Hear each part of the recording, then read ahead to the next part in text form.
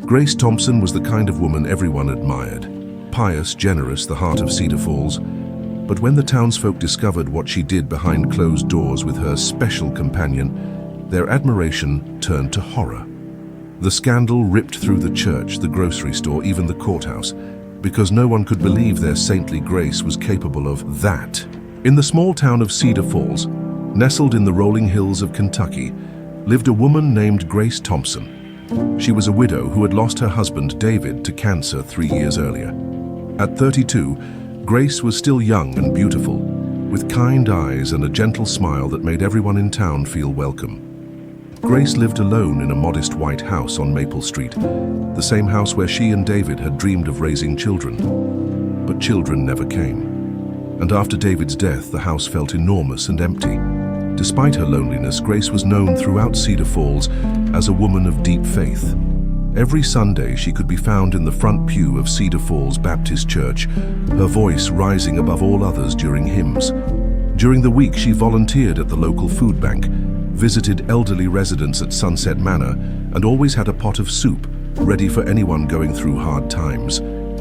That Grace Thompson is a saint walking among us, the church secretary, Mrs. Henderson, would often say. I've never met a more God-fearing woman. Grace had inherited a small trust fund from David's life insurance, enough to cover her basic needs without having to work full-time. This allowed her to dedicate her life to helping others and deepening her faith. She spent hours each day in prayer and Bible study, finding comfort in Scripture during her loneliest moments. The house on Maple Street became a gathering place for church activities. Grace hosted Bible study groups, prayer circles, and potluck dinners. Women from all over town would come to her for advice, knowing she would listen without judgment and offer wisdom rooted in faith. But Grace's peaceful life was about to change in ways she never could have imagined. One Tuesday afternoon in late September, a fierce thunderstorm rolled through Cedar Falls. Rain came down in sheets, and the streets flooded as storm drains backed up. Grace had been baking pies for the church's harvest festival when she heard a strange sound coming from outside. Looking out her kitchen window, she saw something small and brown struggling in the rushing water that had turned her quiet street into a temporary river. At first, she thought it might be a cat or a small dog, but as she looked closer, she realized it was a baby monkey. Grace had no idea how a monkey had ended up in Cedar Falls. Perhaps it had escaped from a traveling circus or a private owner. What mattered was that the tiny creature was drowning, its little arms flailing desperately as the current swept it toward the storm drain. Without hesitation, Grace grabbed her raincoat and rushed outside. The water was knee-deep and moving fast, but she waded in carefully, praying with each step. Just as the monkey was about to disappear into the drain, she scooped it up in her arms. The little creature was barely breathing, its fur matted with mud and debris. Grace could see a deep gash on its left leg, bleeding steadily. She rushed back into the house, grabbed towels from the linen closet and began cleaning the wounded animal. "Oh, you poor little thing," she whispered, gently washing the mud from its fur. "What are you doing so far from home?" She cleaned the wound carefully, applied antibiotic ointment from her first aid kit, and wrapped the leg in gauze. The monkey was so small, it fit in a shoebox lined with soft towels. Grace placed the box near the fireplace to keep the animal warm. As she knelt beside the box, watching the monkey's small chest rise and fall, Grace felt something she hadn't experienced since David's death, a sense of purpose beyond her own grief. "I guess God sent you to me for a reason," she said softly. Grace named the monkey Oliver, after her grandfather who had always shown kindness to all creatures. As the days passed, Oliver grew stronger under Grace's careful attention.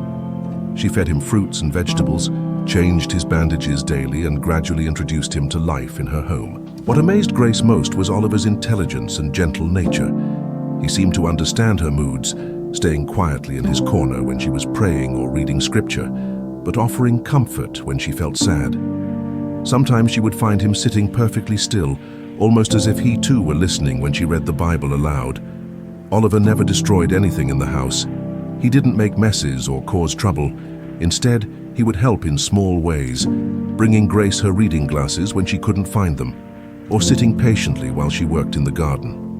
The townspeople knew Grace had found an injured animal, but most assumed it was a cat or dog. Oliver stayed inside, recovering from his injuries and bonding with the woman who had saved his life. "I know people might think it's strange," Grace told her best friend Martha during one of their weekly phone calls, "but I truly believe God brought Oliver into my life when I needed companionship most." Martha, who had known Grace since high school, could hear the happiness in her friend's voice. For the first time since David's death, Grace sounded genuinely joyful. Months passed peacefully. Grace's routine expanded to include caring for Oliver, and the little monkey brought light back into her life. She would sing while doing housework, with Oliver perched nearby, seemingly enjoying the music. When she prayed, Oliver would sit quietly, his small hands folded in what looked almost like reverence. But their peaceful existence was about to be shattered by forces neither of them could have anticipated. Richard Sterling had recently moved to Cedar Falls from Louisville, bringing with him old money and new arrogance. At 55, he had inherited a fortune from his family's tobacco business and now spent his time buying properties around town and throwing his weight around at city council meetings. Sterling had noticed Grace Thompson almost immediately. Her beauty was undeniable, but what attracted him more was her apparent vulnerability. A young widow with no family nearby seemed like easy prey to a man accustomed to getting whatever he wanted. Sterling had been married 3 times, each marriage ending when his wives discovered his affairs. He had a reputation in Louisville's high society circles as a man who took what he wanted and discarded what he didn't need. Moving to Cedar Falls was meant to be a fresh start, but old habits die hard. He began making excuses to drive past Grace's house, noting her routines, observing when she came and went. When she walked to the grocery store or post office, he would coincidentally appear, offering rides that she politely declined. Such a shame. A beautiful woman like that living all alone, he would tell his drinking buddies at the country club. Someone should look after her properly. One autumn afternoon, Sterling approached Grace as she was tending her garden. "Mrs. Thompson," he called out, leaning against the white picket fence that surrounded her yard. "Beautiful roses you have there." "Thank you, Mr. Sterling," Grace replied politely, not looking up from her pruning. "Please, call me Richard. You know, I've been thinking about you quite a bit lately." Grace straightened up, immediately uncomfortable with the direction of the conversation. "I'm sorry, but I think you should go." Sterling's smile didn't waver. "Now, don't be hasty. I'm a wealthy man, Grace. I could take very good care of you. You wouldn't have to worry about money ever again. Mr. Sterling, I'm not interested in whatever you're suggesting. Please leave my property. All I'm asking for is one evening together, just to get to know each other better. I'll make it worth your while, say $10,000. Grace's face flushed with anger and embarrassment. "How dare you? Get off my property this instant, or I'll call the police." Sterling's expression darkened. "You're making a mistake, Grace. No woman has ever turned me down before. I always get what I want one way or another." As he walked away, Grace's hands shook as she locked her front door. She had never been spoken to so disrespectfully in her life. That night, she prayed extra long, asking God to protect her from whatever evil intentions Richard Sterling might have. Sterling's rejection stung more than he cared to admit. In Louisville, his money had always opened doors and bought companionship. That a small-town widow would refuse him was both puzzling and infuriating. He began frequenting Murphy's Tavern, the town's only bar, where he quickly found 3 like-minded men: Jake Morrison, a divorced contractor with a drinking problem; Pete Russo, who owned several rental properties and had a reputation for harassing female tenants; and Tom Bradley, a used car salesman known for his wandering eye despite being married. "Gentlemen," Sterling announced one evening after several rounds of whiskey, "I have a proposition for you." He explained his interest in Grace Thompson and his humiliating rejection. "That woman thinks she's too good for us. She needs to be taught a lesson about her place in this town." Jake slammed his beer bottle on the table. "I seen her around town acting all high and mighty. Think she's better than everyone else." "My wife says she's always at the church, acting holier than thou," Tom added. "Maybe it's time someone knocked her down a peg." Sterling leaned forward, his voice dropping to a whisper. "What if we could ruin her reputation completely, turn the whole town against her?" Pete grinned nastily. I'm listening. Here's what we do, Sterling continued. We spread rumors, start small, then build up to something so shocking that no one will ever look at Grace Thompson the same way again. The four men shook hands on their conspiracy, sealing Grace's fate with their shared malice. The campaign against Grace began subtly. Sterling would mention to shopkeepers that he'd seen strange men visiting Grace's house at odd hours. Jake told his construction crew that Grace had been acting suspicious lately. Pete spread word at the diner that Grace might not be the saint everyone thought she was. At first, the rumors were vague and easily dismissed, but the four men were persistent, and gradually, some townspeople began to listen. I heard she's been entertaining male visitors, whispered Mrs. Novak at the beauty salon. Someone said they saw lights on at her house all night long, added another woman. Grace began to notice subtle changes in how people treated her. Conversations stopped when she entered the grocery store. Former friends avoided eye contact at church. The warm smiles she was used to receiving were replaced by suspicious glances. She confided in Martha during one of their phone calls. I don't understand what's happening. People are treating me differently, but I have no idea why. Small towns can be vicious when gossip starts spreading, Martha replied. Just keep your head up and let your actions speak for themselves. But Sterling and his cohorts weren't finished. They needed something bigger, something so scandalous that it would destroy Grace's reputation permanently. That's when Sterling remembered seeing a small animal through Grace's window one day. He had assumed it was a cat, but upon closer observation during one of his drive-bys, he realized it was something more unusual. Gentlemen, he announced at their next meeting at Murphy's Tavern, I have the perfect plan. Before we continue, if you're new here or haven't subscribed yet, make sure to hit that subscribe button and share this video. Your support means the world to us and motivates us to keep creating more amazing content like this. Let's continue. You all know Grace Thompson has some kind of pet living with her, Sterling began, his eyes gleaming with malicious intent. I've seen it through her windows. It's not a dog or cat, it's some kind of monkey. The other three men exchanged glances.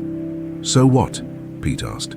So what if we told people that Grace Thompson has been intimate with that animal?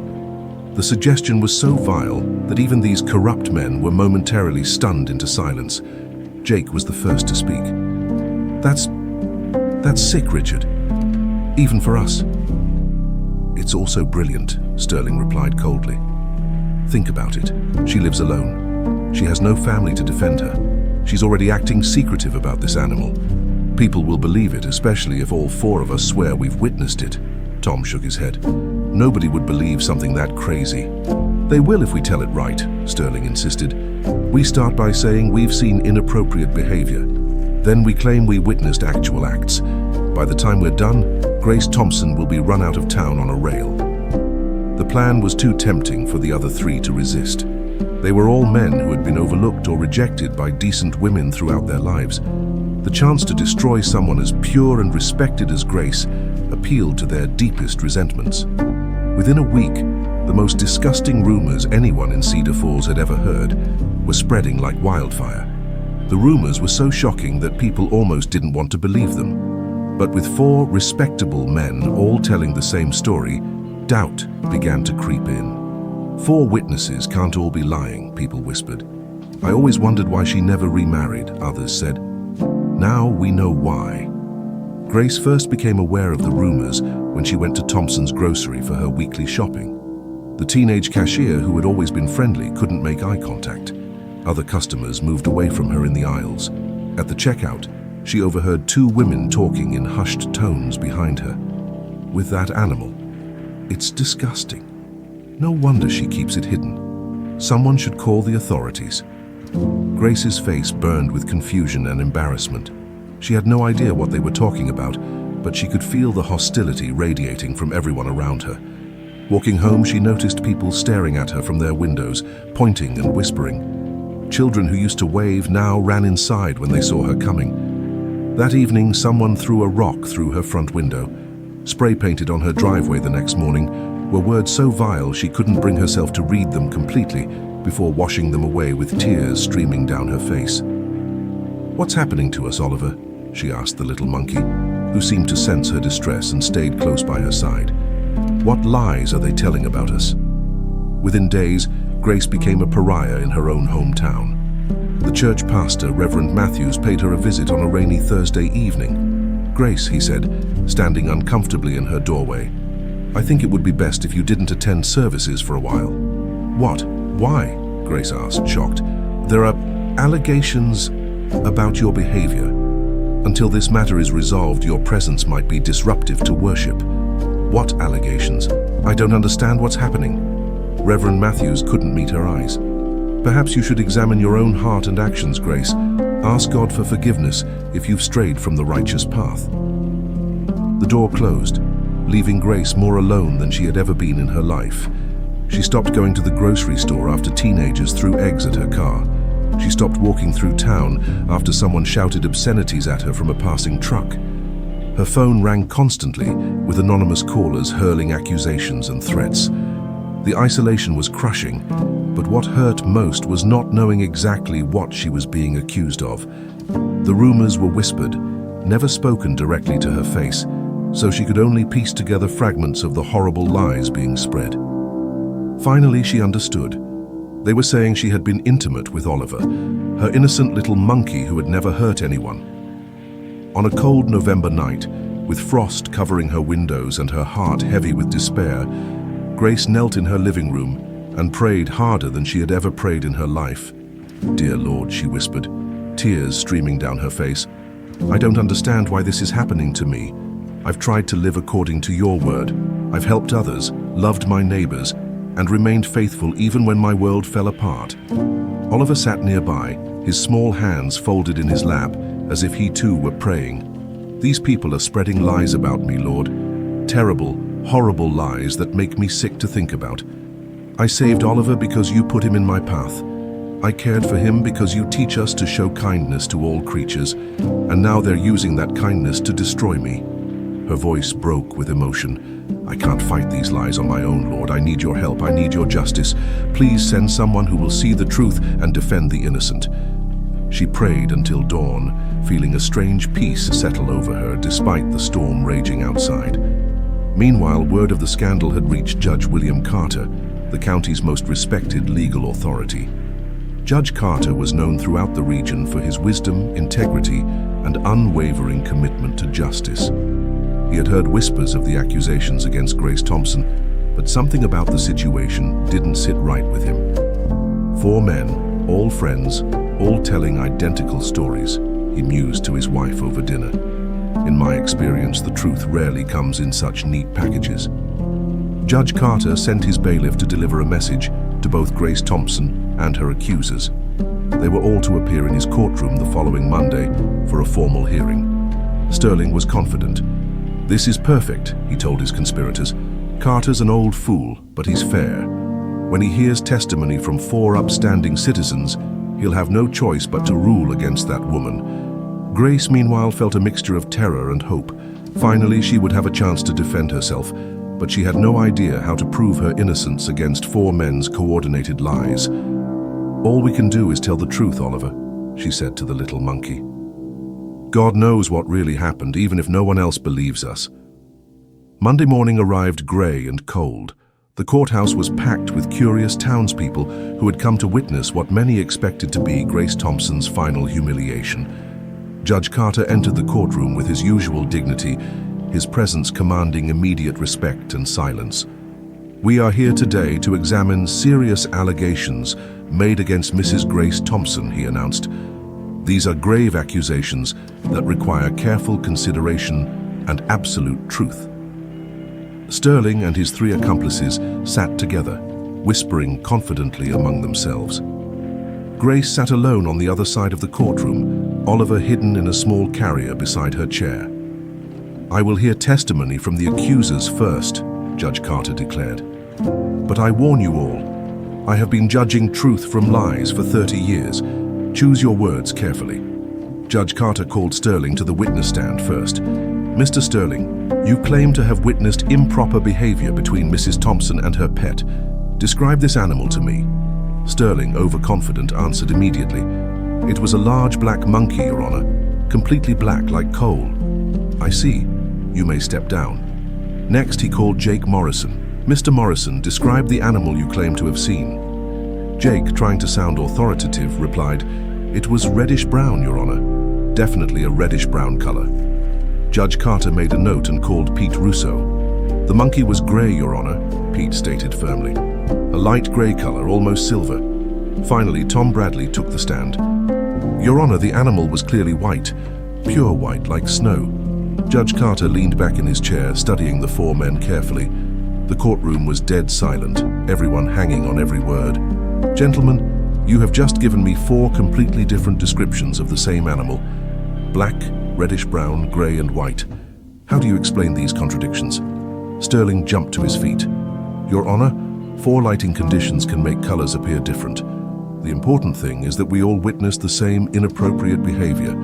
"Sit down, Mr. Sterling," Judge Carter commanded. "Before we continue, if you've made it this far and haven't subscribed yet, it's why not? We pour our heart into every video, and your one click means more than you know. Subscribe and share. It's the fuel that keeps us going. Let's continue. Mrs. Thompson, please approach the bench and bring your pet with you." Grace stood on shaking legs and carried Oliver's carrier to the front of the courtroom. When she opened it, Oliver climbed out and perched on her shoulder, his golden brown fur with white patches on his chest and feet clearly visible to everyone present. A gasp went through the courtroom. Oliver was neither black, reddish-brown, gray, nor white. He was obviously a small, gentle creature who clung to Grace with obvious affection and trust. "As you can all see," Judge Carter announced in a voice that carried throughout the room, "this animal matches none of the descriptions given by the accusers. This suggests that these men have never actually seen Mrs. Thompson's pet, which calls into question their entire testimony." Sterling stood up again, desperation creeping into his voice. "Your Honor, these are minor details. The fact remains that four witnesses have testified to seeing improper behavior. Surely their word carries weight." Judge Carter studied the four men with obvious disgust. "Four liars testifying to the same lie does not make it truth, Mr. Sterling." He turned to address the entire courtroom. "Ladies and gentlemen, we have heard human testimony that contradicts itself and contradicts the physical evidence before us. But there remains one witness who has not yet spoken." The crowd murmured in confusion. Who else could testify? Judge Carter looked directly at Oliver, who was still perched calmly on Grace's shoulder. "This little creature has lived with Mrs. Thompson. He has observed her daily behavior, her character, her actions when no other human eyes were watching. If anyone knows the truth about Grace Thompson's character, it would be him." Nervous laughter rippled through the courtroom. "But Your Honor," someone called out, "animals can't speak." Judge Carter's expression grew solemn. "With God, all things are possible. This woman has been falsely accused by men who seek to destroy her out of malice and lust. If God can make Balaam's donkey speak to reveal truth, perhaps he will grant this innocent creature a voice to defend his mistress." The courtroom fell completely silent. Judge Carter addressed Oliver directly. "Little one, you have been cared for with love and kindness by this woman. You have witnessed her daily life, her prayers, her character when she thought no one was watching. I ask you now by the power of Almighty God to speak the truth about your mistress. Is she guilty of the sins these men accuse her of?"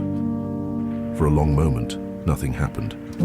Then, to the absolute astonishment of everyone present, Oliver opened his mouth and spoke in a clear, small voice that carried throughout the silent courtroom. "My mistress is the kindest, most pure-hearted person I have ever known," Oliver said, his tiny voice filled with emotion. "She found me dying in the flood and saved my life. She nursed me back to health with gentle hands and a loving heart." The courtroom erupted in gasps and cries of amazement, but Judge Carter raised his hand for silence. Oliver continued, "These men lie about her because she refused their evil advances. She spends her days in prayer and helping others. When she reads from the Holy Book, I listen and have learned about goodness and righteousness from her example." Tears streamed down Grace's face as her small friend defended her honor. "She has never done anything improper with me or anyone else. She is lonely sometimes and sad about her husband, but she remains faithful to God and pure in her heart.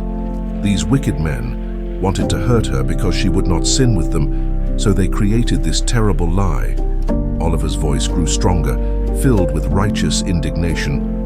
"When the rumors started, I prayed to God to protect my mistress, but I didn't understand why he allowed her to suffer.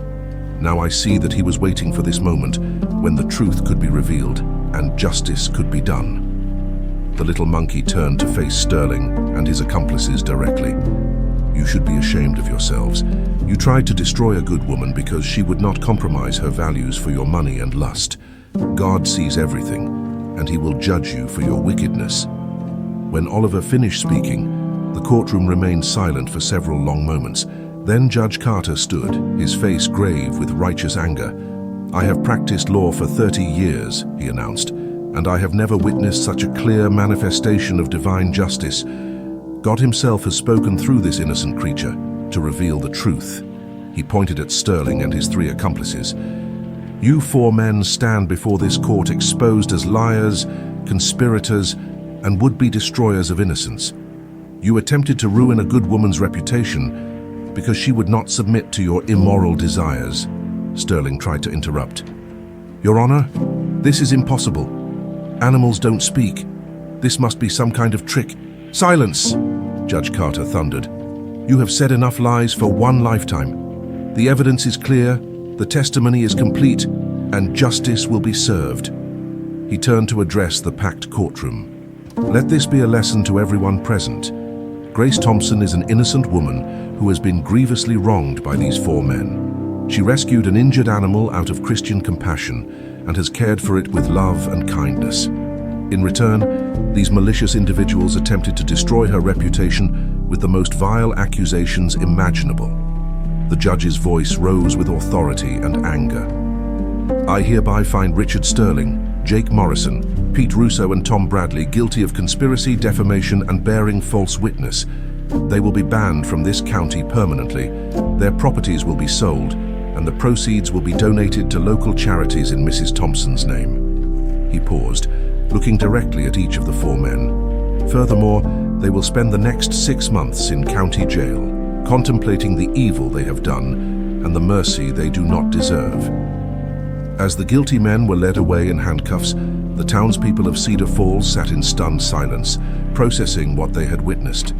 Many wept openly, realizing how quickly they had believed lies about a woman they had known and respected for years. One by one, people began approaching Grace to apologize.